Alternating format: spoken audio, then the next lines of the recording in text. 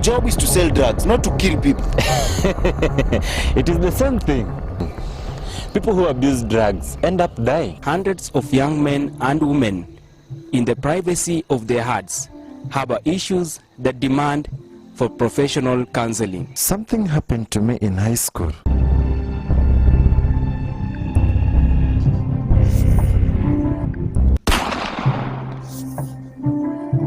What if Aron Moses' death was stage managed, like he was forced to kill himself?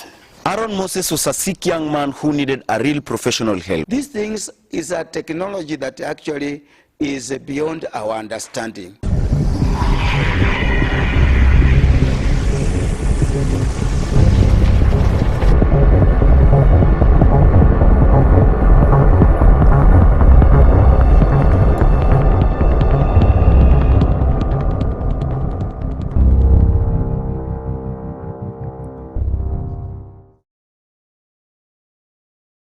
And find out the whole truth about Aron Moses. I keep praying it does not turn out I was too careless and got my daughter exposed to inappropriate things by Moses. I did not understand what he was talking about. There was no investigation concerning Moses going on. I had no intention of making another series. It was possible Damian was starting to lose his mind. The big question I asked myself was Damian's concerns and worries a true representation of challenges thousands of parents faced every day, bringing up their children in a fast-changing world? I had to find answers for that. I began my journey by watching the interview two young people had given concerning the death of Aron Moses. Aron Moses was not some kind of an angel or saint. He was my roommate. Aron Moses had a million of issues. Aron Moses was a disaster waiting to happen.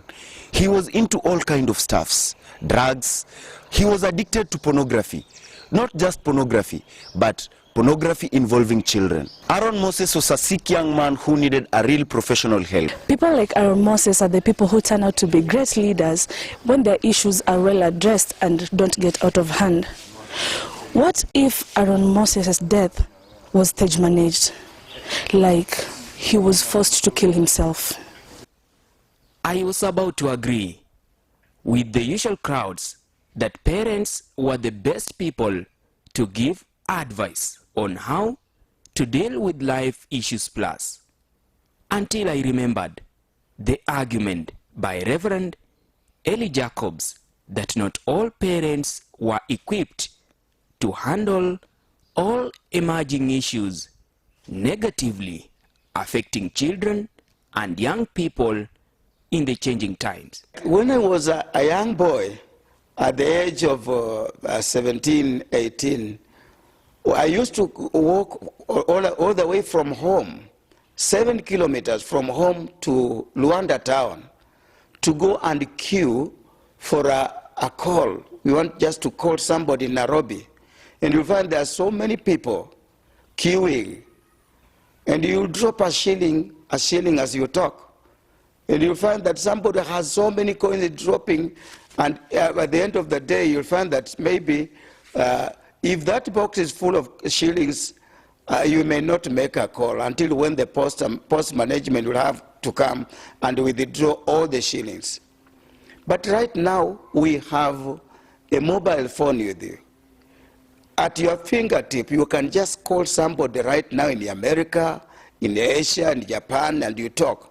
Right now, we have got different techniques. We have Skyping.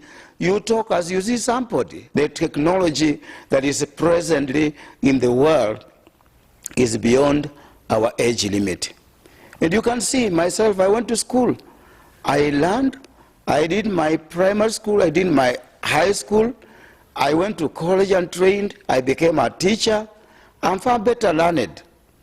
But in my village, you have people who are not as learned as myself. How would you think they understand this technology? A text message from Damian changed my next hours into a living nightmare. You promised to help me if I participate in your documentary. I got involved in your documentary. It is now your time to help me. Can you get into Moses' internet account and destroy all the videos we made with him with my daughter? We shall never have peace as long as videos are out there. I wanted to explain to him what he was asking me to do was a serious crime under the Computer Misuse and Cybercrime Act. The Computer Misuse and Cybercrime Act, which came to force on May 2018, aims to protecting the confidentiality, integrity, and availability of computer systems, programs, and data. It was also to facilitate the prevention, detection, investigation, prosecution, and punishment of cybercrime.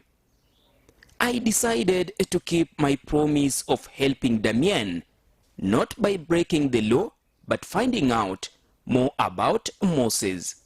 I planned later in the day to call him and arrange for a meeting. So, why are we here? We are giving you a new job. A new job? Yeah.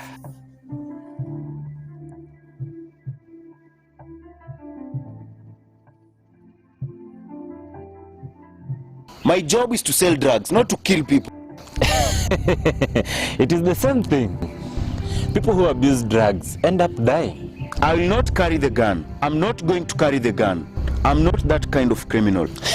My friend, I used to say the same thing. But they say they'll kill me if I disobeyed. Who are they? Who are these people?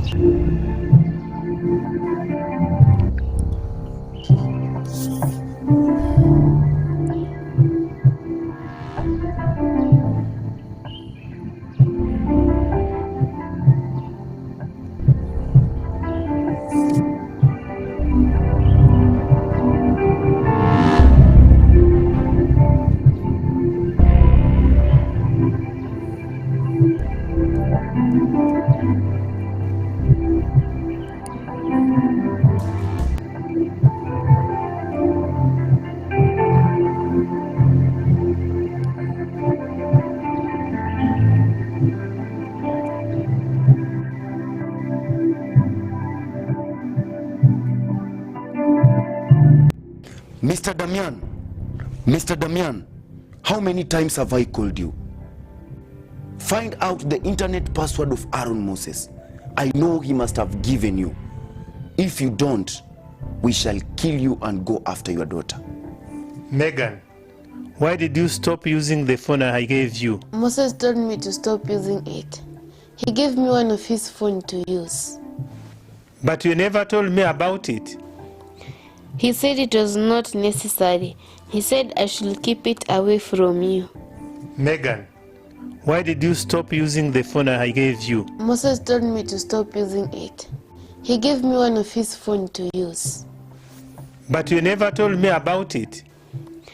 He said it was not necessary. He said I should keep it away from you.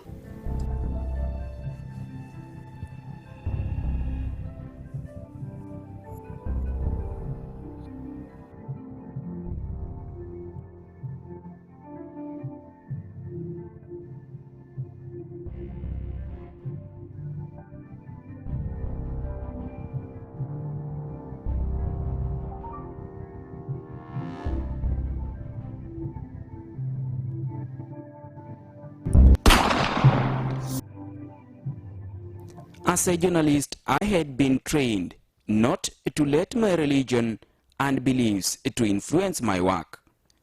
The vision didn't mean anything to me. I dismissed it as hallucinations caused by my own imagination or fatigue.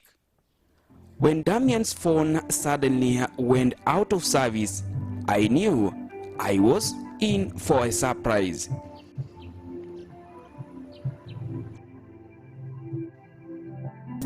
I went with Aron Moses in the same high school. But in the first month of first term, Moses began suffering from sleepwalking. He was chased away in the school.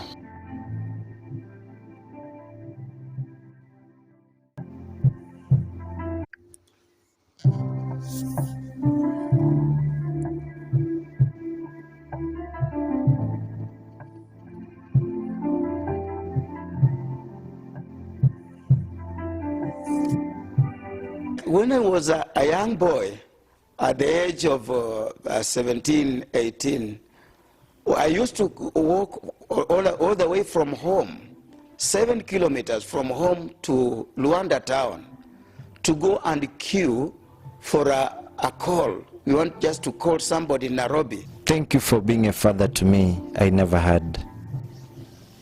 Thank you, together with your daughter Megan, for having faith in me and agreeing to work with me for several film projects. You have to go to church today and ask God to have mercy on you.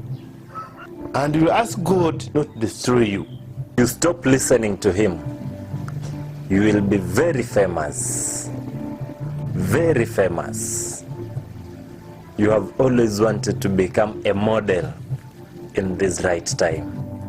Your father is the enemy of your dreams.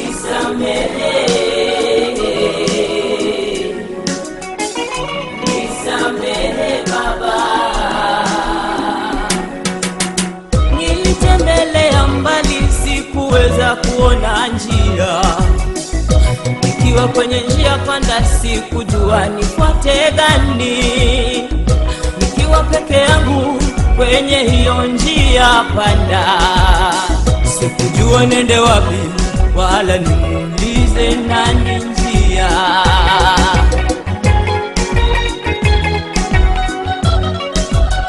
Maisha huwa na msisimko wa aina yake. My parents separated at around when I was age 6. I have been brought up with 5 stepmothers. There was a time there was this woman who took advantage of me sexually and harassed me. Elimu ndio msingi walivyosema wahenga, lakini huwa ni safari ambayo huhitaji uvumilivu. Idea ya kutengeneza mat ilikuja nilikuwa nafanya kazi kwa M-Pesa. Sasa venye nilikuwa nafanya kazi kwa M-Pesa, mkubwa wangu alikuwa anaunda hizi mat. Sasa venye alikuja, mimi nikaona yenyewe hii kitu ni mzuri.